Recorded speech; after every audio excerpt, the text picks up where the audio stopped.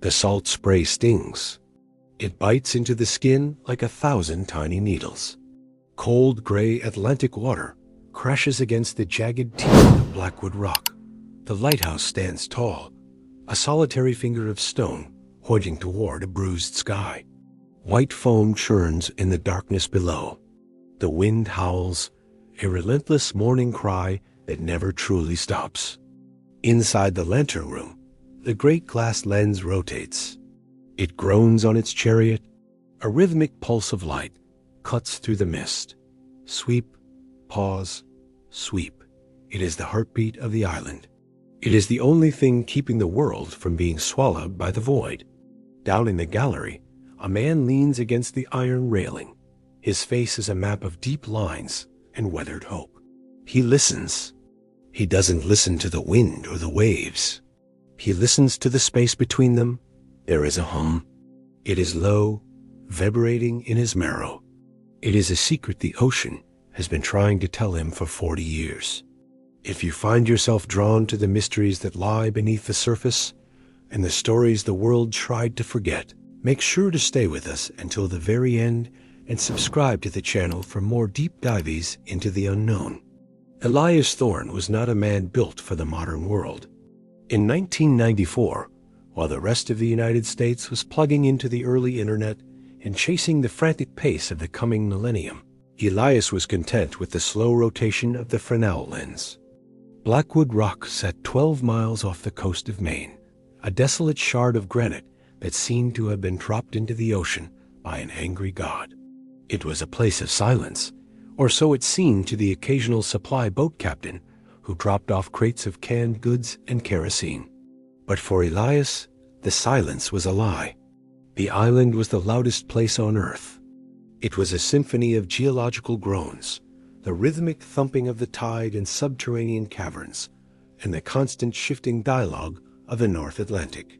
He had been the keeper here since the late 50s, taking over from a man who had simply walked into the surf one morning and never come back.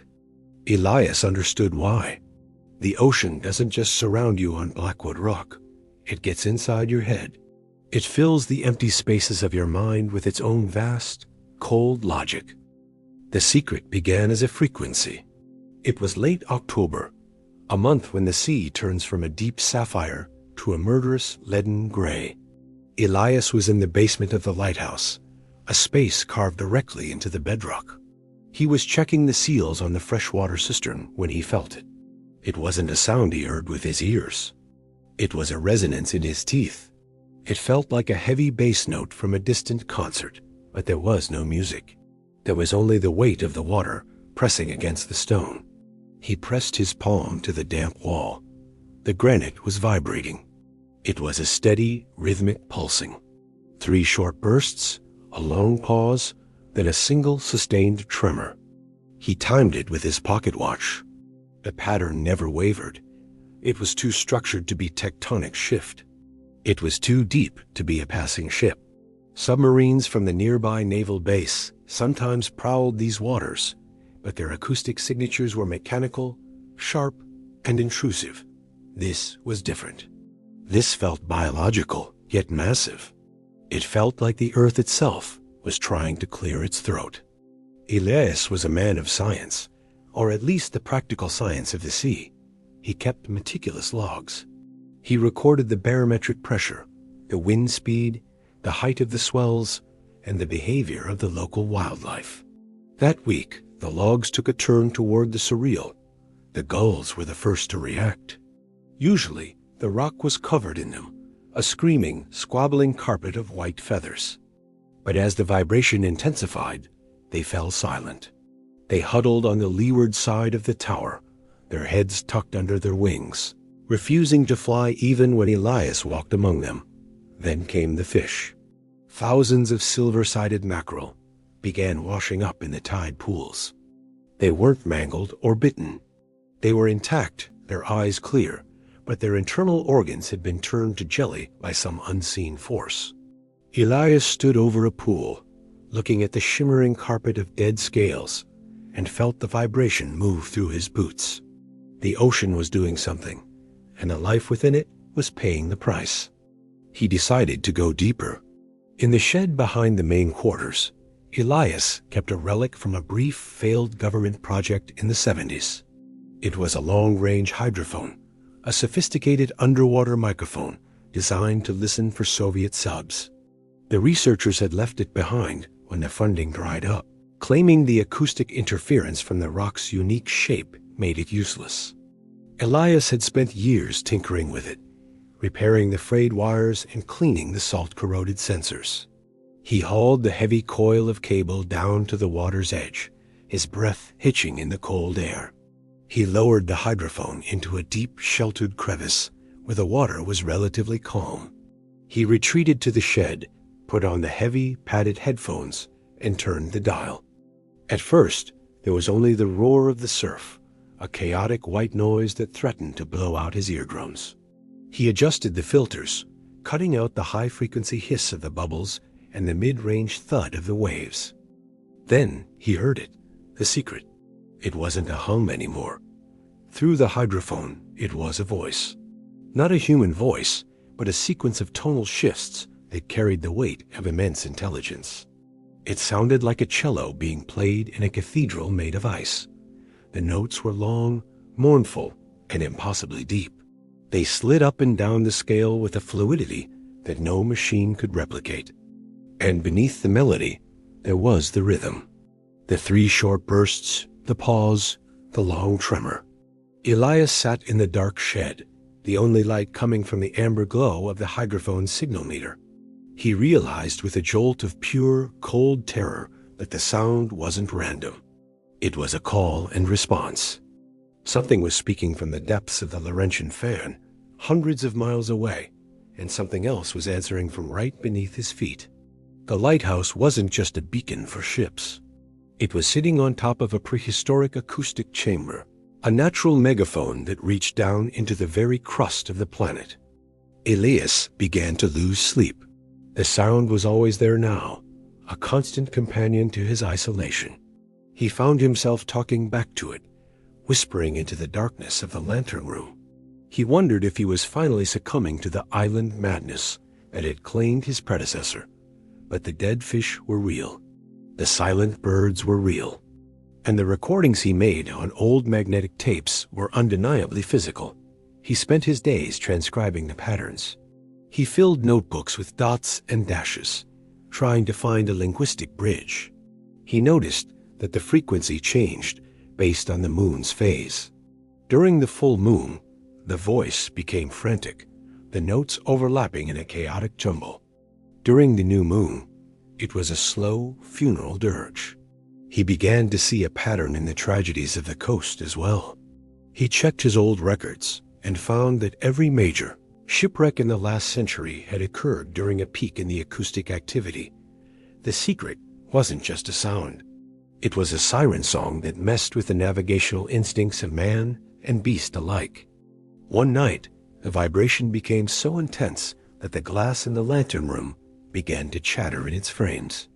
Elias climbed the spiral stairs, his heart hammering against his ribs. He reached the top and looked out over the water. The sea was unnaturally flat, despite a stiff breeze. It looked like oil, and then he saw the glow. It wasn't the light from his own lamp. It was coming from below the surface. A pale bioluminescent green light was rising from the depths, spreading out around Blackwood Rock like an emerald ink stain. It pulsed in time with the vibration. 3 short flashes, a pause, one long glow. Elias leaned over the railing, his knuckles white. He saw shapes moving in the green light. They were massive, easily 100 feet long, but they moved with a grace that defied their size. They weren't whales. Their silhouettes were too elongated, their fins too numerous. They looked like something from a fossil record that should have ended millions of years ago. They were circling the rock. They were the source of the secret. Elias felt a strange sense of calm wash over him. The fear was still there, but it was overshadowed by a profound, crushing awe. He realized that he was witnessing something no other human had ever seen. These were the guardians of the deep, the ancient architects of the ocean's currents. They had been here long before the lighthouse, long before the first ship had ever dared to cross the Atlantic. They were using the rock as a focal point, a way to transmit their songs across the vast distances of the ocean floor. But why now? Why had the sound become so loud, so desperate? He watched as one of the creatures broke the surface. It didn't spout like a whale. It rose silently, its skin shimmering with a metallic, iridescent sheen. It had a single, massive eye that seemed to catch the light of the lighthouse beam. For a split second, the light hit the creature's eye, and Elias saw a reflection of himself, a tiny, fragile speck of a man perched on a tower of stone. The creature dived, and the green light began to fade, sinking back into the blackness. The vibration subsided to a dull throb. Elias stood in the silence, the wind finally returning to his ears. He went down to his quarters and tried to write it all down, but his hands wouldn't stop shaking. He knew that if he told anyone, they would lock him away. The Coast Guard would call it a hallucination brought on by sensory deprivation. The scientists would demand proof he couldn't provide. He was the only witness to a hidden world. But the secret was heavy. It was a burden he wasn't sure he could carry alone.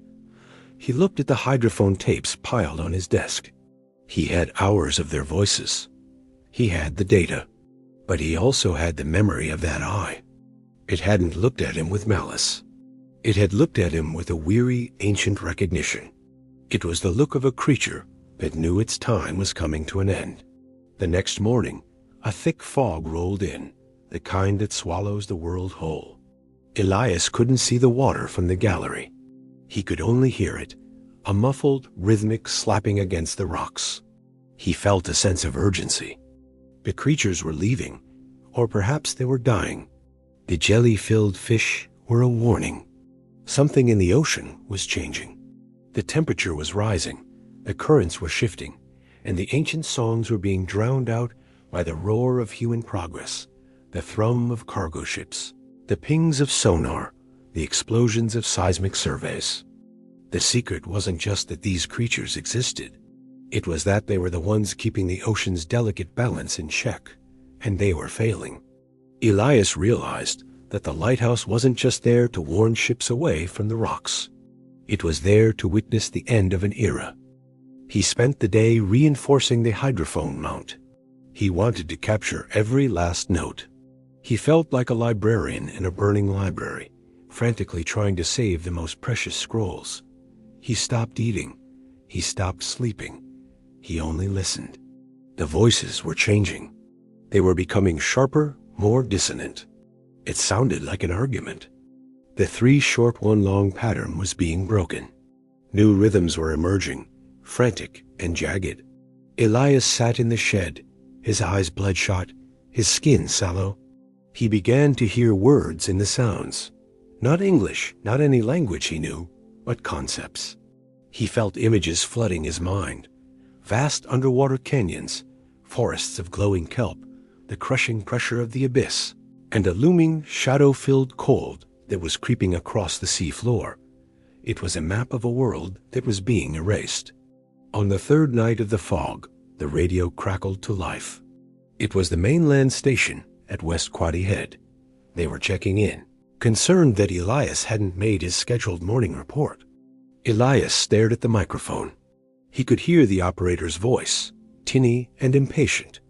He thought about telling him. He thought about screaming into the mic that the world was ending beneath the waves. But he looked at the green light beginning to pulse again through the fog, and he stayed silent. He clicked the mic twice, the signal for all clear technical difficulties, and turned the radio off. He didn't want the world to come here.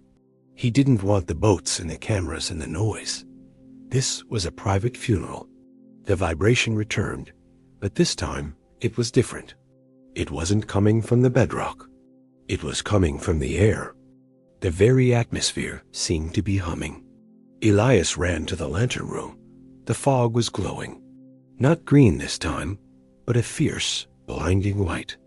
It was as if the sun had fallen into the ocean and was shining through the mist. The sound was a single sustained note that bypassed his ears and vibrated directly in his brain. It was the sound of 1,000 bells ringing at once. It was beautiful. It was terrifying. He saw the shapes again, but they weren't circling. They were rising. They were lifting themselves out of the water, their massive bodies defying gravity, suspended in the glowing fog. They were leaving the ocean. Elias watched, tears streaming down his face, as the ancient guardians ascended. They moved like slow-motion streaks of lightning, disappearing into the white void above. The sound reached a crescendo, a final triumphant chord that seemed to shake the very foundations of the lighthouse. And then it stopped. The light vanished. The fog turned back to a dull, oppressive gray. The vibration was gone. The granite was cold and still. Elias fell to his knees on the gallery floor. The silence was absolute. It wasn't the peaceful silence of a calm night. It was the hollow, echoing silence of an empty house. The secret was gone. The ocean was just water again. The creatures had moved on, leaving behind a world that was too loud and too small for them. He stayed on the rock for another month. He kept the light turning. He kept the logs. But he never turned the hydrophone on again. He knew there was nothing left to hear. When the relief keeper finally arrived in December, he found Elias sitting on the steps of the tower, staring out at the horizon. Elias didn't say a word. He handed over the keys, took his small bag of belongings, and boarded the boat. He never looked back at Blackwood Rock. He moved to a small town inland, as far from the coast as he could get. He spent the rest of his life in a house surrounded by trees, where the only sounds were the rustle of leaves and the chirping of crickets. But sometimes, on a quiet night when the wind was just right, he would feel a faint tremor in his teeth. He would close his eyes and remember the green light, the massive eye, and the song that had once held the world together. The discovery of the Thorne tapes didn't happen in a laboratory or a prestigious university archive. It happened in a damp, salt-crusted storage unit in Machias, Maine, 3 decades after Elias Thorne walked away from the light. The unit had been abandoned, its contents destined for the landfill, until a local historian named Sarah Vance bought the lot for $50. Among the rusted tools and moth-eaten coats, she found a heavy, military-grade footlocker. Inside, wrapped in oilcloth, were dozens of reel-to-reel tapes and a stack of leather-bound journals. When Sarah played the first tape, she didn't hear the wind or the sea. She heard a man's breathing, heavy and rhythmic, and beneath it, a sound that defied every law of marine biology. It was the sound of a world breathing back. This was the beginning of the real story, the one the official logs omitted. To understand the secret Elias Thorne carried to his grave, we have to go back to the very beginning, to the year 1958, when a broken man sought refuge on a rock that shouldn't have existed. Elias Thorne arrived at Blackwood Rock with nothing but a sea chest and a profound desire to be forgotten. At 28, he was already a ghost. He had served in the Navy during the tail end of the Korean War, working in the bowels of a destroyer, surrounded by the constant mechanical thrum of engines. But it was the silence of the Maine coast that finally broke him. A year before his appointment to the Lighthouse, a rogue wave had swept his wife and young daughter off a jetty in Portland. The ocean had taken everything he loved in a single, indifferent heartbeat. He didn't want a job. He wanted a penance. He wanted to be surrounded by the thing that had destroyed his life, to look it in the eye every day until he either understood it or it finished the job. The Lighthouse service saw a disciplined, grieving veteran who wouldn't complain about the isolation. They saw the perfect keeper. They didn't realize they were sending a man who was already listening for voices in the water. The first 5 years were a study in mechanical devotion. Elias became a master of the lighthouse's internal anatomy. He knew the exact tension required for the weight chains that drove the rotation of the lens. He knew the precise moment the kerosene vapor would ignite in the mantle to produce the most brilliant white light. He lived by the clock. Every 4 hours, he wound the mechanism. Every morning, he polished the brass until it shone like gold. He spoke to no one. The supply boat came once a month, and Elias would exchange a nod with Captain Miller, take his crates, and retreat back into the stone tower. Miller would later tell investigators that Thorne seemed less like a man and more like a part of the masonry. He was becoming the rock.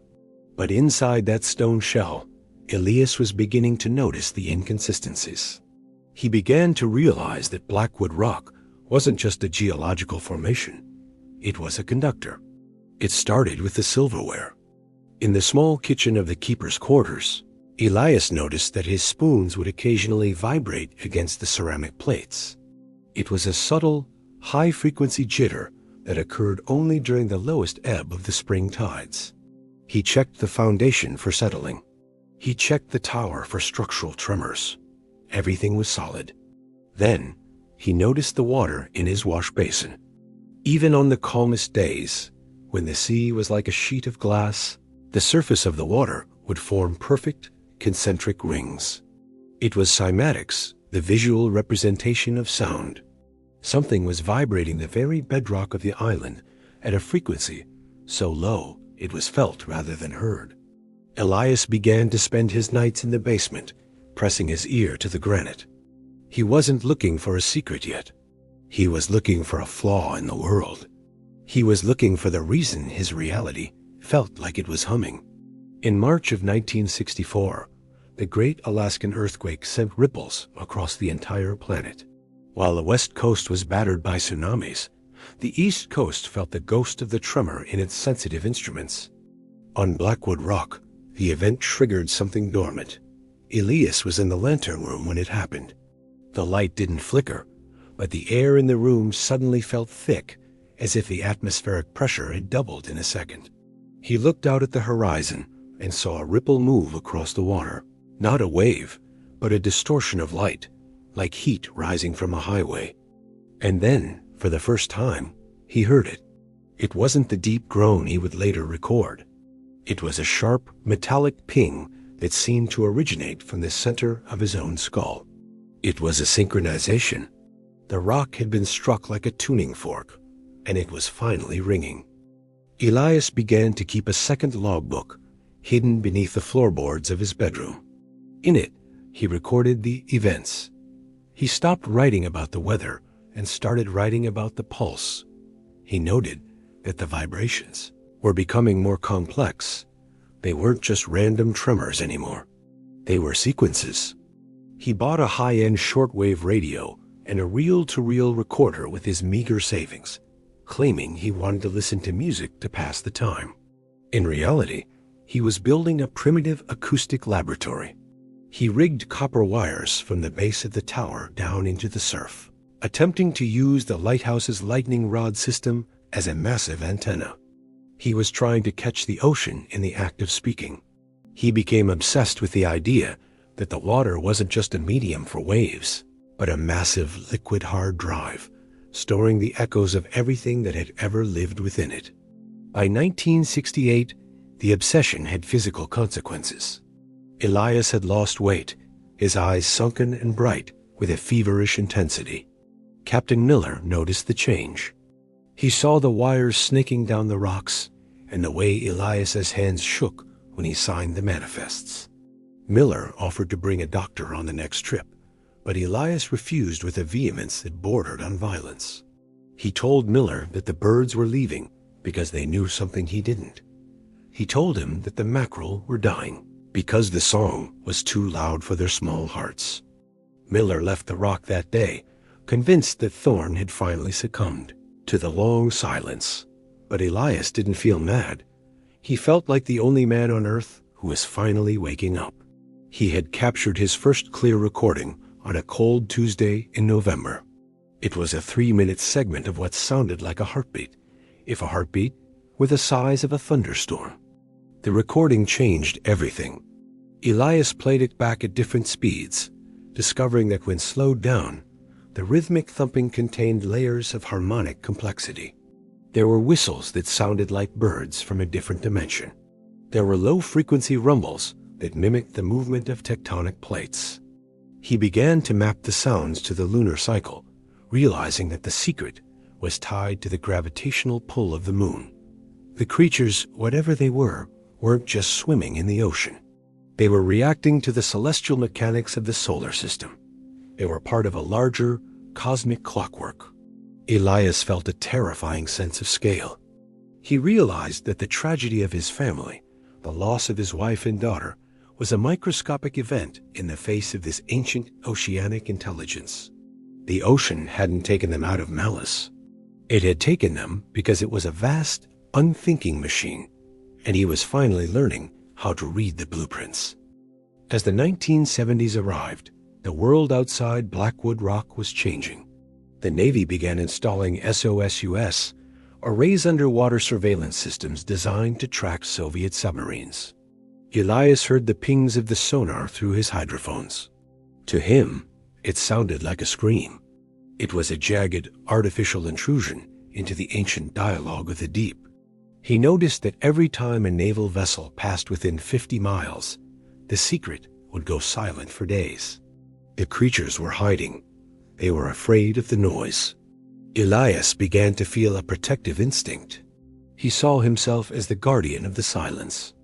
He started sabotaging the lighthouse's own mechanical noise, over-oiling the gears and dampening the vibrations of the generator with thick rubber mats. He wanted the rock to be as quiet as possible, to make it a safe harbor for the voices. He was no longer a keeper of the light. He was a keeper of the sanctuary. The journals from this period are filled with sketches. Elias was trying to visualize the sources of the sound. He drew massive, serpentine forms that didn't match any known whale species. He drew eyes that were the size of the lighthouse lens itself, eyes that he imagined were watching him from the dark water just beyond the reach of his beam. He began to experience auditory hallucinations, or perhaps they were simply the result of his brain trying to translate the untranslatable. He heard his daughter's voice in the high-frequency whistles. He heard his wife's laughter in the rhythmic splashing of the tide. He knew it was a trap, a trick of the mind, but he leaned into it. He began to talk back to the recordings. The tapes from 1974 are haunting. They feature Elias reading poetry to the empty room, his voice cracking, followed by long stretches of that deep oceanic thrumming. It was a conversation between a man who had lost everything and a world that had everything to give. In 1976, a government research vessel, the RV Atlantis, anchored off Blackwood Rock. They were officially there to study the migration patterns of North Atlantic right whales. But Elias saw the specialized acoustic equipment on their deck. He knew they were looking for the same thing he was. He refused to let them land on the rock, citing lighthouse regulations and safety concerns. The scientists were frustrated, but Elias was the king of his small granite kingdom. He watched them through binoculars, his heart racing. He saw them lowering hydrophones into the water, and he felt a surge of possessive rage. They were looking for data. He was looking for a soul. That night, he turned off the lighthouse beam for the first time in 20 years. He plunged the coast into darkness, a silent protest against the intrusion. The Atlantis was forced to move further out to sea for safety. Elias sat in the dark lantern room, the only light coming from the glowing dials of his recorder, and felt a grim satisfaction. He had protected the secret for one more night. But the government wasn't so easily deterred. A few weeks later, a man in a dark suit arrived on the supply boat. He didn't introduce himself by name, only as a representative of the Department of the Interior. He asked Elias about the acoustic anomalies reported by the Atlantis. He asked to see the logs. Elias showed him the official books, the weather reports, the oil consumption, the mundane details of a keeper's life. He kept the hidden journals and the tapes tucked away in the basement cistern. The man stayed for 3 days, prowling the island with a handheld sensor. Elias watched him, silent and watchful. He realized then that he wasn't just a witness. He was a target. The secret was too big for one man, and the world was finally catching the scent. The man left without finding anything, but he told Elias that the lighthouse was being considered for automation. The era of the human keeper was coming to an end. The threat of automation sent Elias into a frenzy of activity. He knew his time was limited. He began to record 24 hours a day. He stopped sleeping in his bed, opting instead to curl up on the floor of the basement, his head pressed against the stone. He wanted to be there when the big note finally hit. He had calculated, based on the lunar cycles and the shifting of the currents, that a massive acoustic event was approaching. He called it the solstice alignment. He believed that on the winter solstice of 1979, the creatures would gather at Blackwood Rock for a final definitive communication.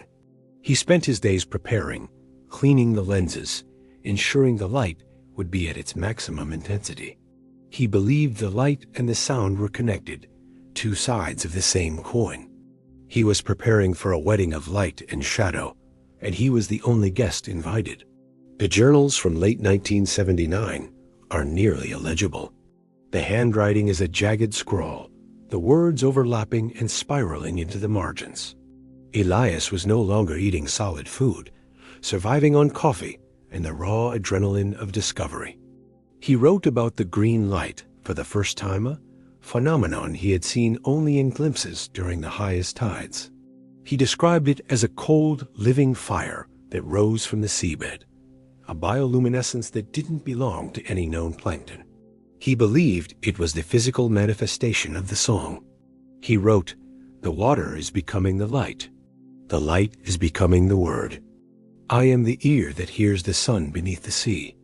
He was losing his grip on the physical world, his mind drifting into the vast, pressurized depths of the secret. He was no longer Elias Thorne. He was a sensor, a biological extension of the rock itself. On the night of the solstice, a storm of unprecedented ferocity hit the Maine coast. The wind was a solid wall of pressure, and the waves were so high they washed over the gallery railing, 70 feet above the sea.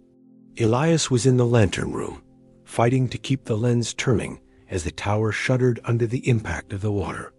The vibration was no longer a hum. It was a roar. It was the sound of the earth being torn apart. And then, through the spray and the darkness, he saw them, the shapes. They were larger than the lighthouse, their bodies shimmering with that eerie green light.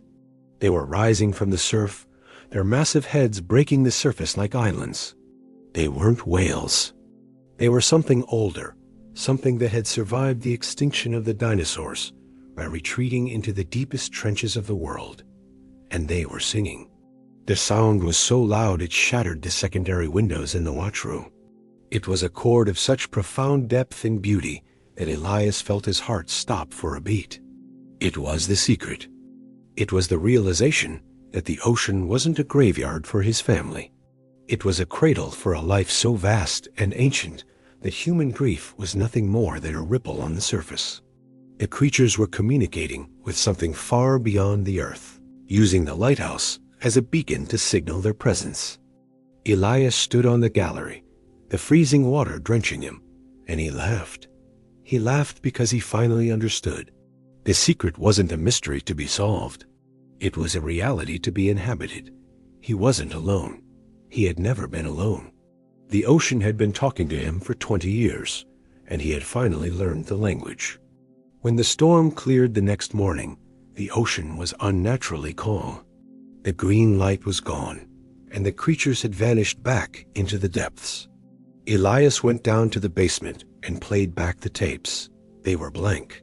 The intensity of the acoustic event had wiped the magnetic particles clean. There was no proof. There was only the memory of the song and the shattered glass in the watchroom. Elias sat in the silence and realized that his work was done. He had heard the secret, and it was too big to be contained on a piece of tape or in the pages of a journal. It was a truth that could only be lived. He spent the next few years in a state of quiet grace, performing his duties with a renewed sense of purpose, but the fire was gone. He was just waiting for the end. In 1984, the Coast Guard officially automated Blackwood Rock, A crew arrived to install the solar panels and the computer-controlled LED beacon. They found Elias sitting on the gallery, looking out at the water. He didn't protest. He didn't try to explain the wires or the hidden journals. He simply packed his sea chest and left. He took the tapes and the journals with him, hiding them in the storage unit where Sarah Vance would find them decades later. He knew the world wasn't ready for the secret. He knew they would try to categorize it, to exploit it, to turn the song into a weapon or a commodity. He chose to keep the silence. He moved inland, away from the sound of the waves, but he never truly left the rock. He carried the vibration in his bones until the day he died. Sarah Vance spent years trying to verify the Thorne tapes. She took them to acoustic experts, to marine biologists, to government whistleblowers. Most dismissed them as hoaxes or the result of equipment malfunction. But a few, the ones who had spent their lives listening to the deep, felt a chill when they heard the big note. They recognized the frequency. It was the same frequency detected by the secret SOSUS arrays during the height of the Cold War, a sound the Navy had codenamed the Julia. It was a sound that shouldn't exist, a sound that came from a part of the ocean where no life was supposed to be. Sarah realized that Elias Thorne hadn't been a madman. He had been a pioneer. He had been the first human to listen to the heartbeat of the planet, and he had been brave enough to keep the secret. Sarah Vance sat in the flickering light of her computer monitor, the blue glow reflecting off her glasses. It was 3 a.m. Outside, the Maine winter was howling, but inside the apartment, the air was unnaturally still. She had been working on the Thorne tapes for 6 months, and the deeper she went, the more the world seemed to tilt on its axis. She wasn't just a historian anymore. She was a cryptographer of the abyss. She had used a spectral analysis program to visualize the sounds Elias had recorded. What she saw on the screen wasn't a random wave pattern. It was a geometry. When the big note was translated into a visual graph, it formed a series of interlocking fractals, shapes that mirrored the structure of Romanesco broccoli or the spiral of a galaxy. It was a mathematical language, a code written in the medium of water and pressure. The secret wasn't just a sound. It was a blueprint. The mystery took a dark turn when Sarah tried to access the official Coast Guard records for Blackwood Rock from the years 1958 to 1984. She found that the files didn't just have redactions. They were gone. Not lost in a fire, not misplaced in a move, but systematically purged from the National Archives. Every mention of Elias Thorne had been scrubbed, replaced by a generic Keeper 402. Even the payroll records were missing. It was as if the government was trying to erase the man who had heard too much. Sarah's curiosity turned into a cold, prickling fear. She began to notice a black SUV parked at the end of her driveway. She received phone calls where there was nothing but the sound of heavy, rhythmic breathing on the other end, a sound that mimicked the 3 short, 1 long pattern of the Thorne tapes. Someone was watching the watcher. She reached out to a contact in the world of clandestine acoustics, a retired Navy sonar technician named David Miller. David was the son of Captain Miller, the man who had delivered supplies to Elias for decades. When Sarah met him in a crowded diner in Portland, David looked like a man who had spent his life looking over his shoulder. He didn't want to talk about the tapes at first. He wanted to talk about his father. He told Sarah that when his father retired, he refused to go near the ocean. He moved to the desert, to a small town in Arizona, because he said the water was too loud. He said that on his last trip to Blackwood Rock, he had seen Elias standing on the gallery, and the man's eyes weren't human anymore. They were wide, dark, and reflected a light that didn't come from the sun. David leaned across the table, his voice a low whisper. He told Sarah about Project Deep Listen. In the late 70s, the Navy had detected a series of acoustic events in the North Atlantic that they couldn't explain. They weren't Soviet subs, and they weren't seismic activity. They were biological, but they were massive. The Navy had designated the source as Unknown Biological Entity 01, but the technicians called it the Leviathan. They had tracked the sound to a specific coordinate, Blackwood Rock. They realized the lighthouse wasn't just a beacon. It was a natural amplifier. The granite of the island was rich in quartz, and the shape of the underwater shelf acted like a parabolic dish. The rock was a microphone for the planet. The Navy had tried to capture the sound, but every time they sent a submersible down, the equipment failed. The electronics would fry, and the crews would return with symptoms of severe radiation sickness, even though there was no radioactive source. They realized the sound itself was a form of energy. It was a low-frequency vibration that could break down molecular bonds. It was the same force that had turned the mackerel's organs to jelly. Elias Thorne hadn't just been listening to the secret. He had been bathing in it. He had been slowly transformed by the frequency, his body adapting to a resonance that would have killed any other man. He was a biological experiment that the government was watching from a distance. Sarah showed David the spectral analysis of the big note. His face went pale. He pointed to a specific cluster of fractals in the center of the graph. He told her that he had seen that pattern once before in a classified briefing at the Pentagon. It wasn't a sound. It was a map. It was a set of coordinates for the deepest parts of the ocean, places where the crust was thin and the mantle was exposed. The creatures weren't just swimming. They were migrating between these points, maintaining a network of acoustic energy that regulated the Earth's core temperature. They were the planetary thermostat. And according to the Navy's data, the network was failing. The noise of human industry, the shipping, the drilling, the sonar was breaking the connection. The realization hit Sarah like a physical blow. The secret wasn't a mystery to be solved. It was a warning of a coming catastrophe. If the creatures couldn't communicate, if the big note was silenced, the balance of the planet would shift.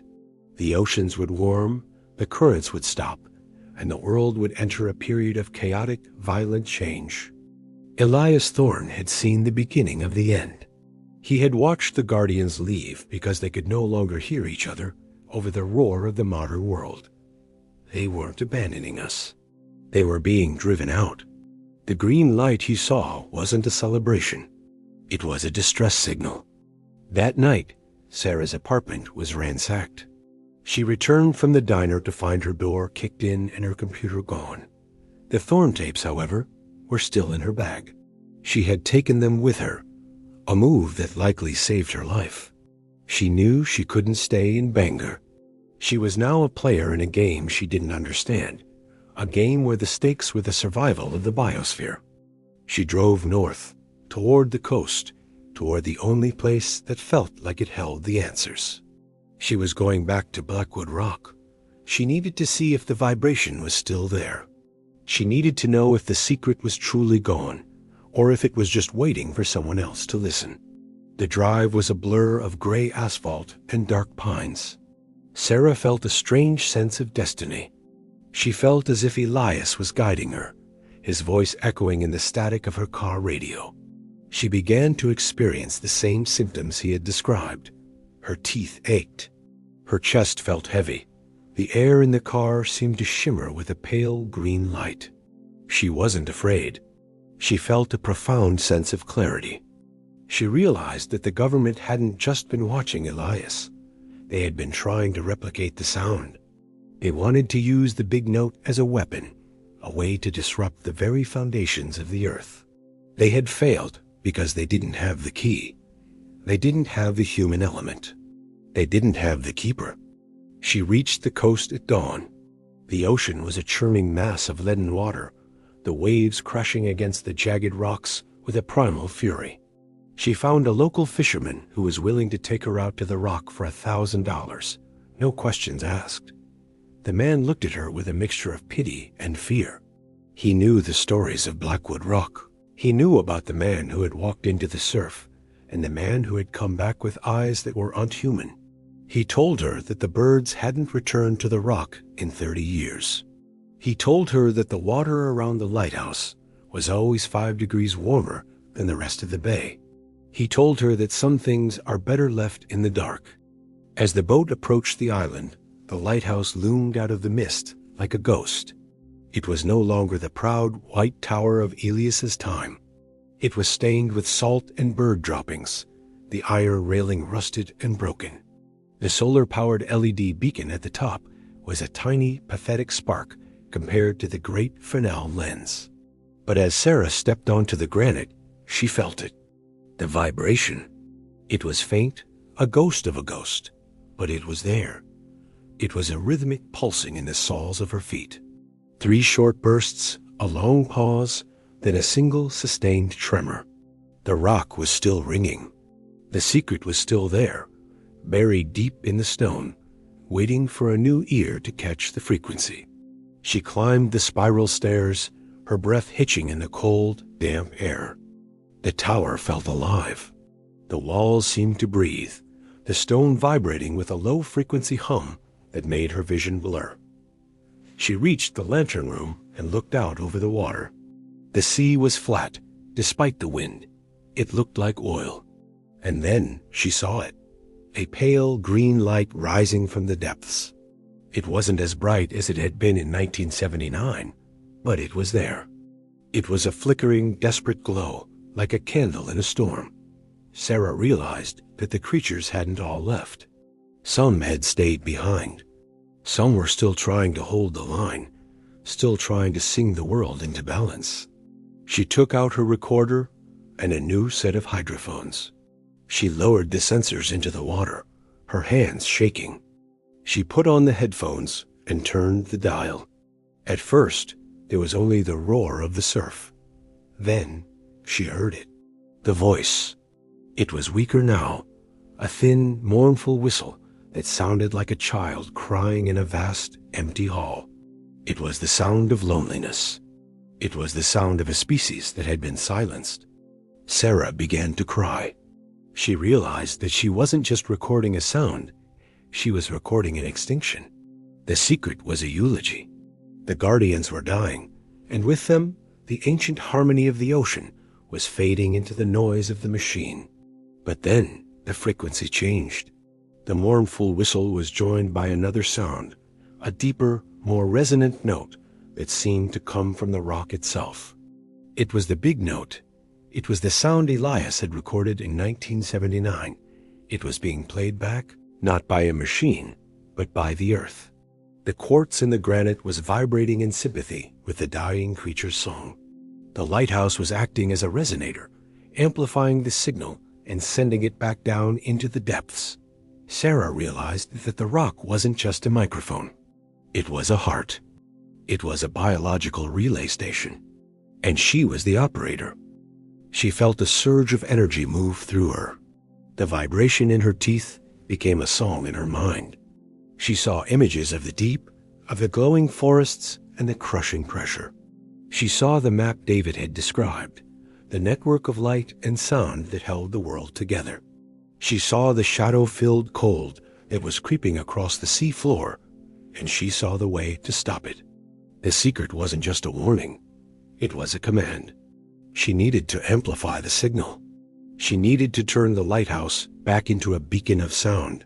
She needed to find a way to bridge the gap between the human world and the ancient deep. She spent the next 3 days on the rock, working with a feverish intensity. She used the equipment she had brought to bypass the automated system, rigging her recorder to the lighthouse's power supply. She turned the LED beacon into a strobe, timing the flashes to the rhythm of the big note. She was creating a multi-sensory broadcast, a signal that could be seen and heard across the Atlantic. She was calling the Guardians back. She was telling them that someone was still listening. She was telling them that the silence was over. She was becoming the new peeper, the one who would bridge the gap.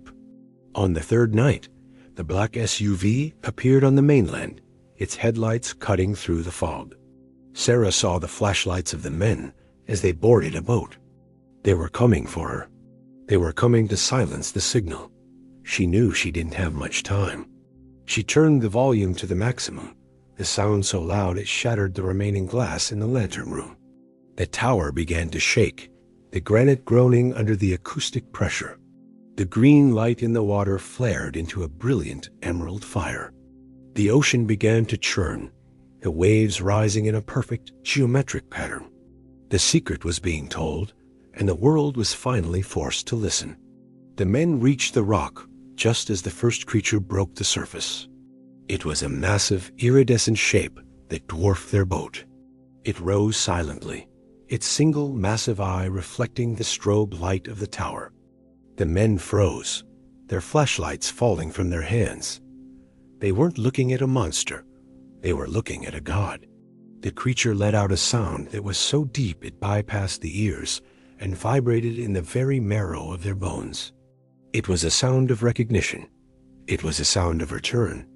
The guardians were coming back, and they weren't alone.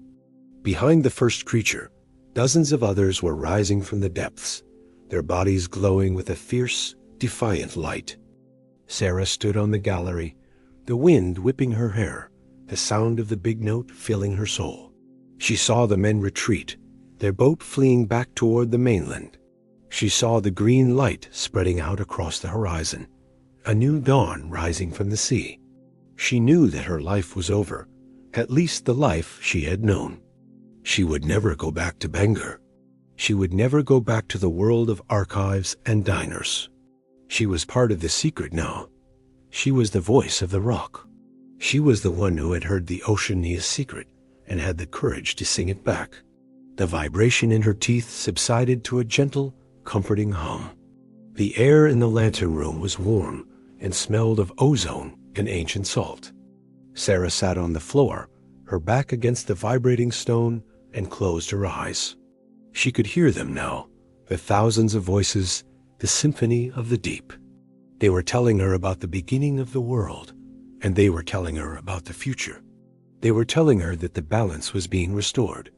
The secret was no longer a burden. It was a gift.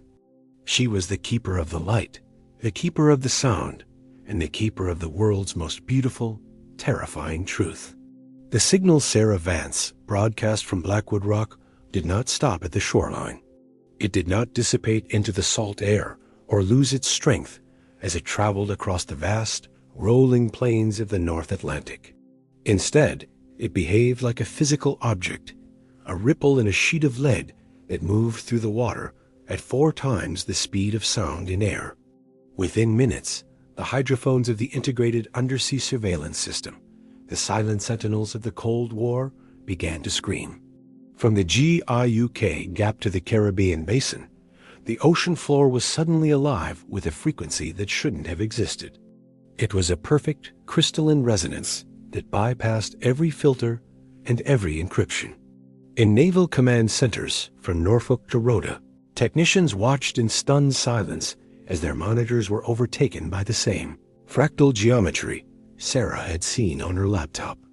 It was a global synchronization event. The ocean was no longer a collection of disparate currents and trenches. It had become a single vibrating instrument. The immediate aftermath of the broadcast was a frantic, high-stakes game of containment. The Office of Naval Intelligence initiated a Tier 1 blackout.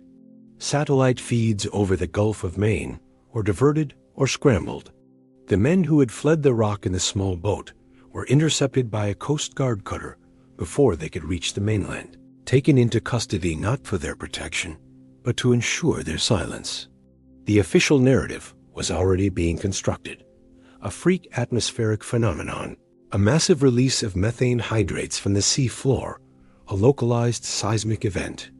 But the data was already out there. Amateur radio operators along the coast had picked up the stray electromagnetic interference. Whale watchers in the Bay of Fundy reported that hundreds of humpbacks had suddenly stopped their migration, turning as one to face the direction of Blackwood Rock, their own songs falling into a haunting, rhythmic unison with the big note. Deep within the classified archives of the Woods Hole Oceanographic Institution, a man named Dr. Elias Thorne, no relation to Elias, though the coincidence haunted him, watched the data stream with a sense of impending doom. Elias was the lead scientist on a project the public never heard of, the Abyssal Memory Initiative. For 20 years, He had been studying the noise of the ocean, the background radiation of the deep. He knew that the ocean wasn't just a body of water. It was a massive liquid processor. He had theorized that the salt ions and the pressure gradients allowed the ocean to store information on a molecular level. It was a biological computer the size of a planet. And Sarah Vance had just hit the enter key. Elias knew that the secret Elias Thorne had heard wasn't a message from an alien race or a prehistoric survivor. It was the ocean's own consciousness, a memory of every storm, every extinction, and every birth that had occurred in its depths for 4 billion years. The true crime of Blackwood Rock wasn't the disappearance of a lighthouse, keeper, or the suppression of a scientific discovery. It was the systematic attempt by human civilization to lobotomize the planet. Elias's research showed that the noise the Navy was so desperate to eliminate, the shipping lanes, the sonar, the seismic blasting, wasn't just an environmental hazard. It was a form of neurological interference. We were driving the ocean insane. The creatures Elias had seen, the Guardians, weren't just animals. They were the maintenance crew, the biological relays that kept the memory stable. When they left in 1979, it wasn't because they were afraid. It was because the interference had become so loud they could no longer hear the instructions. They were retreating to the only quiet places left. The ultra-deep trenches, with the weight of the water, acted as a shield. Sarah's broadcast had provided a clear channel, a momentary window of silence that allowed them to find their way back to the surface. But the return of the Guardians was not a peaceful event. As the green light spread across the Atlantic, the physical properties of the water began to change. The viscosity increased. The temperature stabilized at a uniform 42 degrees, regardless of depth. In the shipping lanes, massive cargo vessels found themselves slowed to a crawl, their engines straining against a sea that had suddenly become as thick as honey. It was a planetary defensive reflex. The ocean was slowing us down, creating a buffer zone between its ancient memory and our modern chaos. The secret was that the ocean had a will, and it was finally asserting it. Sarah Vance, perched in the lantern room of Blackwood Rock, was the first human to realize that we were no longer the dominant species on the planet. We were just guests who had overstayed our welcome and forgotten how to behave. Sarah's journals from those first few days on the rock after the broadcast are a descent into a new kind of reality. She stopped writing in English. Her notes became a series of sketches and mathematical symbols that mirrored the fractal patterns of the big note. She described a sensation of dissolving. She felt the vibration of the rock not as an external force, but as a part of her own heartbeat. Her skin began to take on a faint iridescent sheen, a biological adaptation to the high-frequency environment. She wasn't dying. She was being rewritten. She wrote about seeing the history of the water, visions of the earth before the continents had formed, of a world where the only music was the rhythmic pulsing of the tides. She saw the faces of the other keepers who had come before Elias, men who had been broken by the sound because they tried to fight it. She realized that Elias had survived because he had surrendered. He had let the ocean in. The government's response moved from containment to aggression. A task force was assembled at the naval base in Groton, Connecticut. Their mission was codenamed Project Silence. They weren't going to the rock to rescue Sarah. They were going to destroy the resonator. They had developed a high-intensity acoustic cannon, a device designed to emit a counter-frequency that would shatter the granite of Blackwood Rock and neutralize the biological signal. They viewed the green light and the returning creatures as an existential threat to global commerce and national security. If the ocean became unnavigable, the modern world would collapse. They were willing to kill the planet's consciousness to save its economy. Elias Thorne tried to warn them. He told them that attacking the resonator would be like performing brain surgery with a sledgehammer. The backlash would be catastrophic. But the generals didn't want to hear about planetary consciousness. They wanted their shipping lanes back. As the naval fleet steamed toward Blackwood Rock, the ocean responded. It wasn't a storm of wind and rain, but a storm of geometry. The waves around the fleet began to form perfect hexagonal peaks, a phenomenon known as standing waves on a massive scale. The ships were trapped in a grid of water, unable to move forward or back. The acoustic cannon, when fired, didn't send a beam of sound toward the lighthouse. Instead, the sound was reflected back by the thickened water, the energy dissipating into the hulls of the ships themselves. The steel began to vibrate, the rivets popping like champagne corks. The sailors reported hearing a sound like 1,000 cellos screaming in agony. It was the ocean's way of saying no. The secret was that the ocean was not a passive resource. It was a sovereign power with a very long memory. Sarah watched the fleet from the gallery. She could see the lights of the destroyers on the horizon, flickering like dying stars. She felt no fear, only a profound sense of pity. She knew what was coming. She could feel the big note reaching its final crescendo. The creatures were no longer just circling the rock. They were merging with it. Their bioluminescent bodies were weaving into the granite, their energy feeding the resonator. The lighthouse was no longer a man-made structure. It was a living organ, a glowing spire of bone and light. Sarah stood at the center of it, her hands pressed against the glass of the lantern room. She was the conductor of the symphony. She began to sing, her voice joining the chorus of the deep, a human bridge between the old world and the new. The final confrontation didn't happen with a bang. It happened with a shift in the fundamental constants of the environment. At exactly midnight on the third day, the big note hit a frequency that resonated with the iron in the human bloodstream. Every person within 100 miles of Blackwood Rock felt a sudden, overwhelming sense of peace. The aggression, the fear, the greed, it all simply evaporated. The sailors on the fleet dropped their weapons. The generals in the command centers forgot their orders. For a few minutes, the entire region was held in a state of collective grace.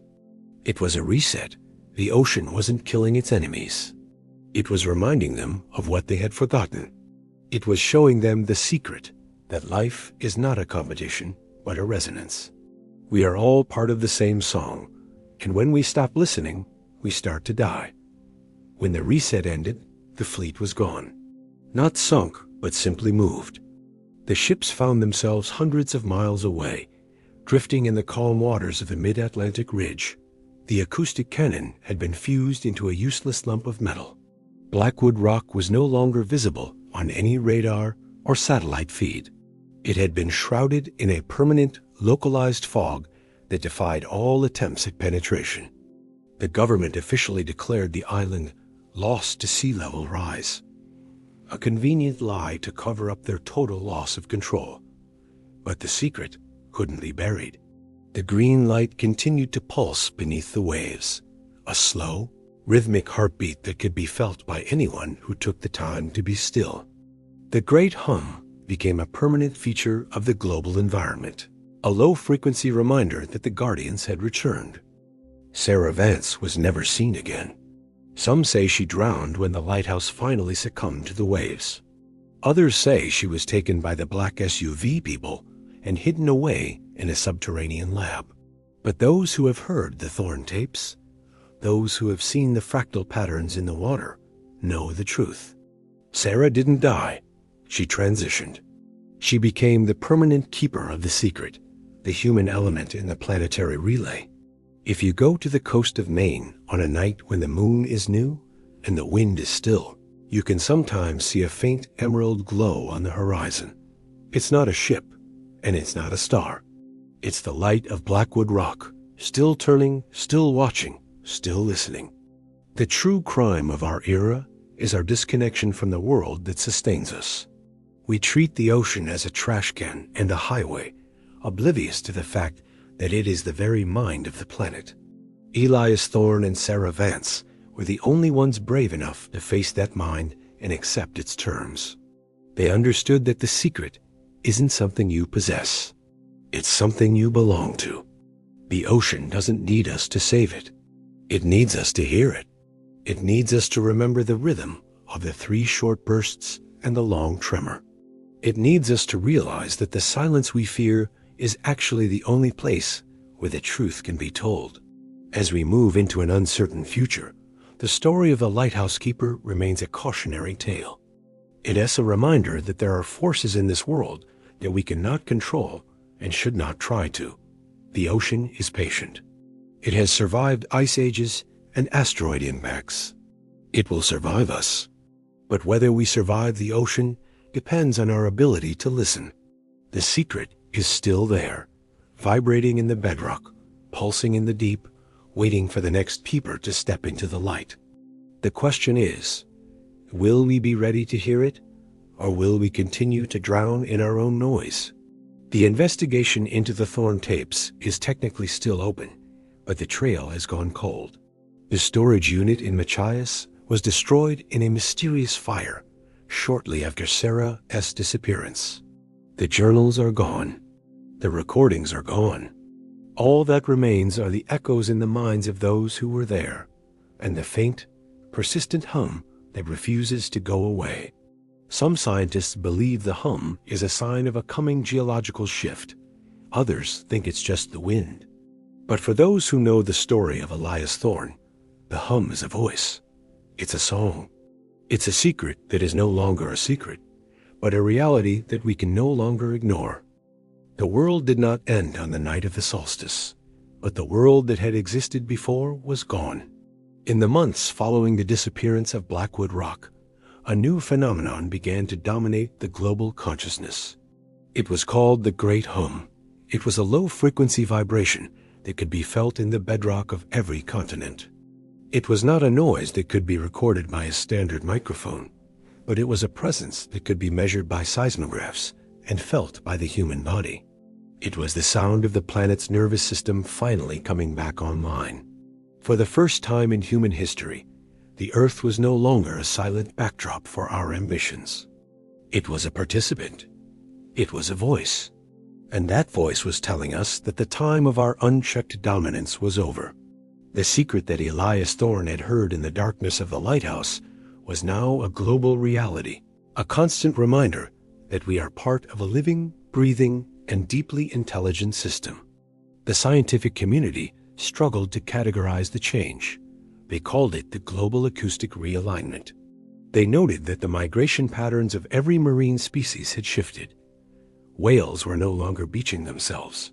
Instead, they were gathering in massive, coordinated pods at the sites of the ocean's deepest trenches.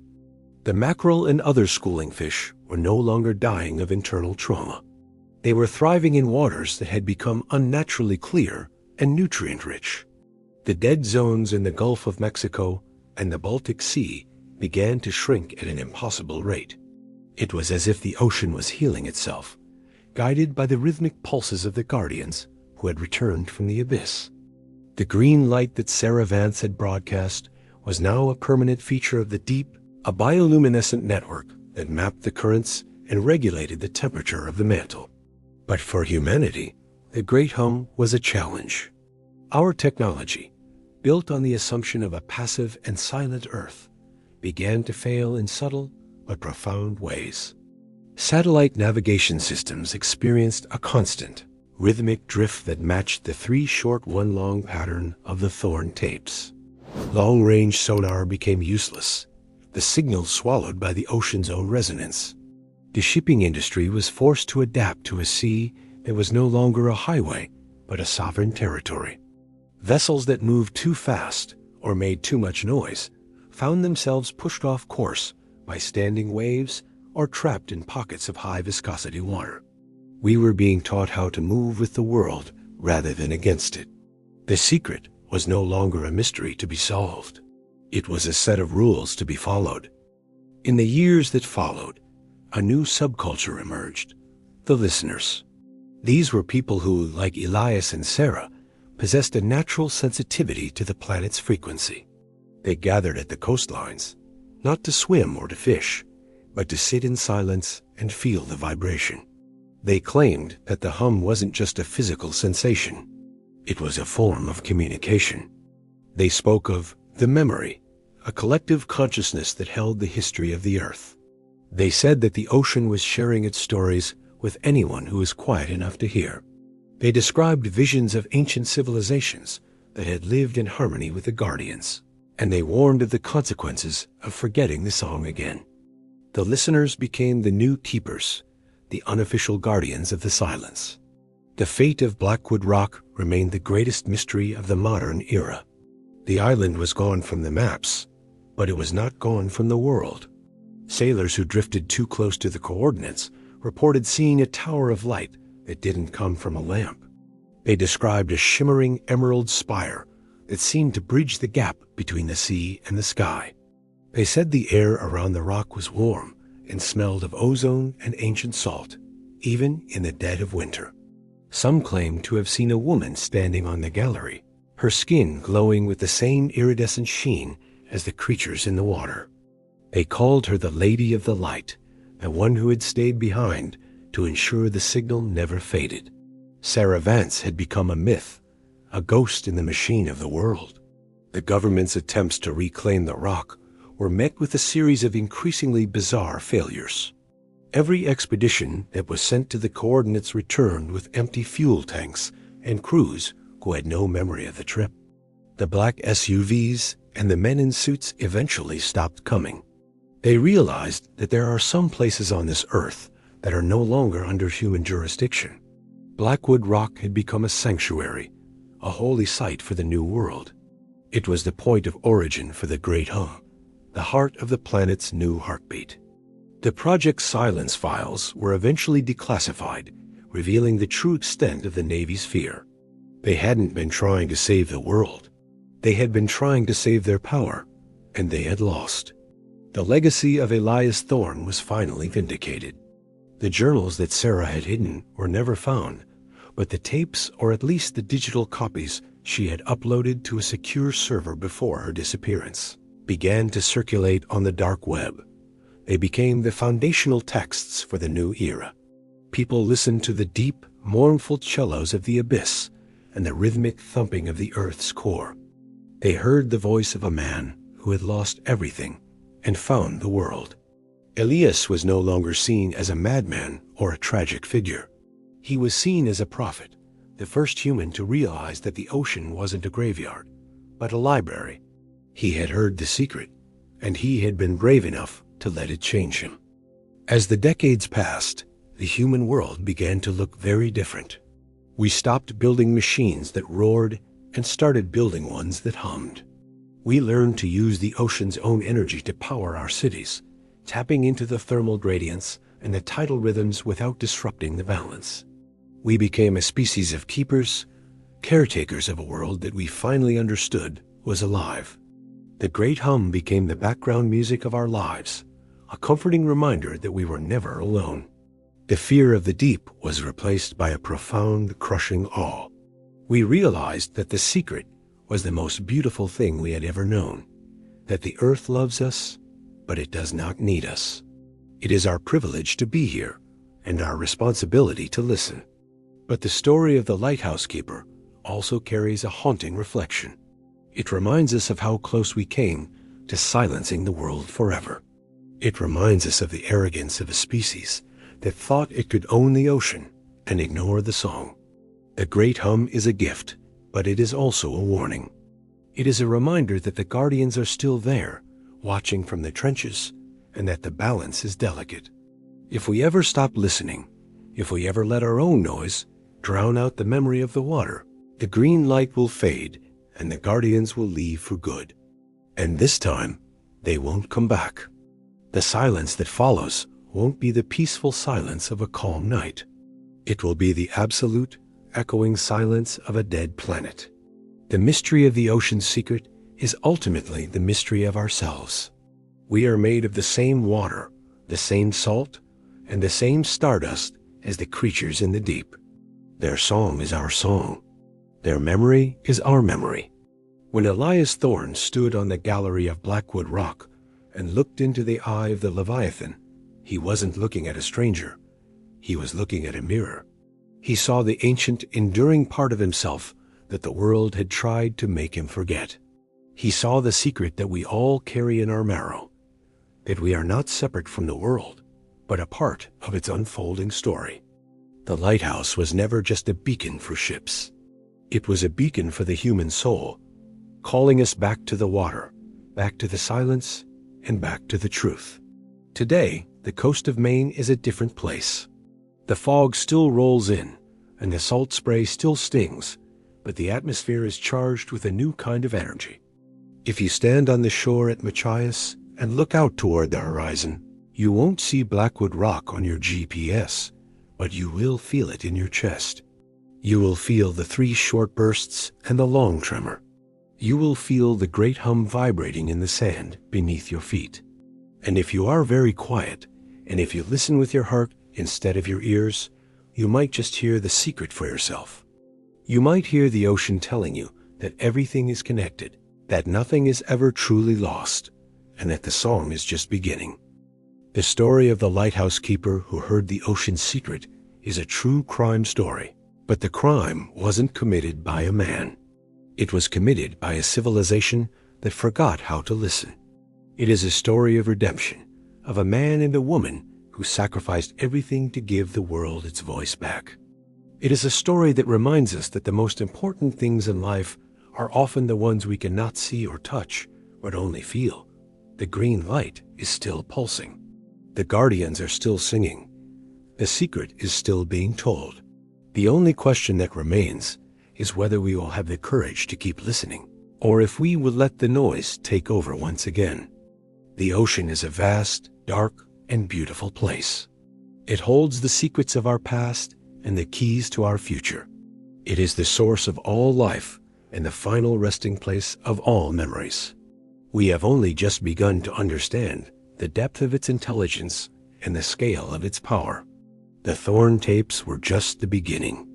The broadcast from Blackwood Rock was just a wake-up call. The real work is up to us. We must become the new keepers of the light, the new guardians of the sound.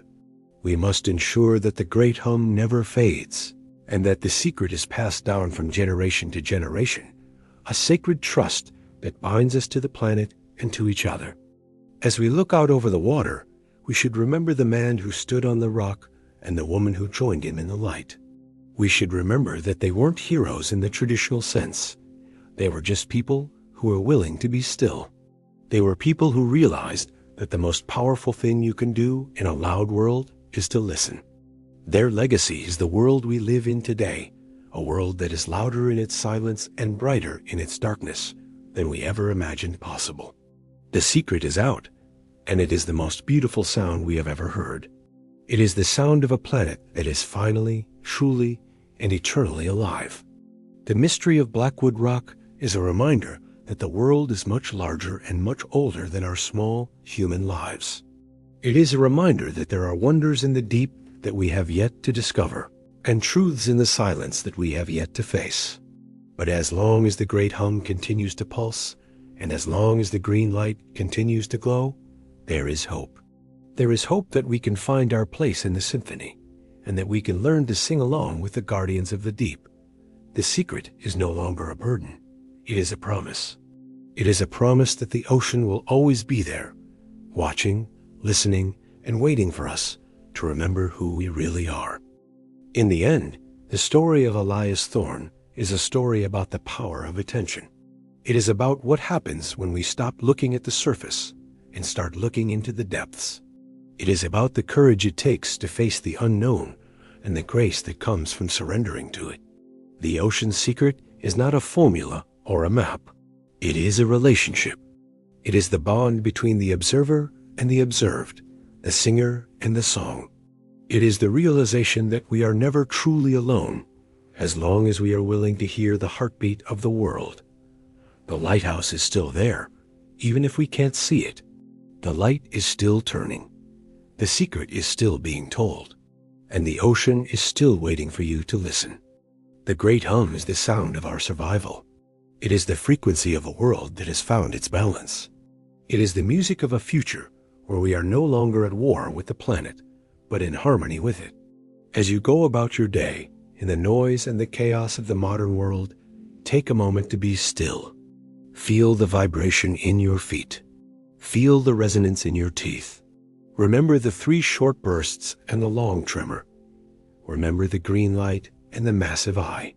Remember that you are part of the secret, and that the secret is the most important thing you will ever know. The ocean is calling. Are you listening? If this journey into the deep has changed the way you look at the world around you, please consider subscribing to the channel and liking this video. Your support allows us to continue exploring the mysteries that lie beneath the surface and the stories that the world tried to forget. There are so many more secrets waiting to be heard, and we are honored to have you with us as we uncover them. Stay curious, stay watchful, and most importantly, stay quiet enough to hear the world breathing back. Until next time, keep your eyes on the horizon and your ears to the deep. The song is never over.